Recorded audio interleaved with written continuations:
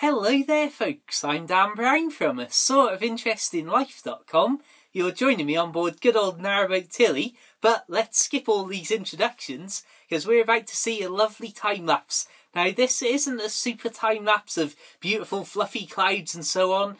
This is a time lapse that I filmed with the sun behind us streaming and lighting everything up as it started to set in all the usual golden colours on the trees and so on, but with a nice stormy looking sky.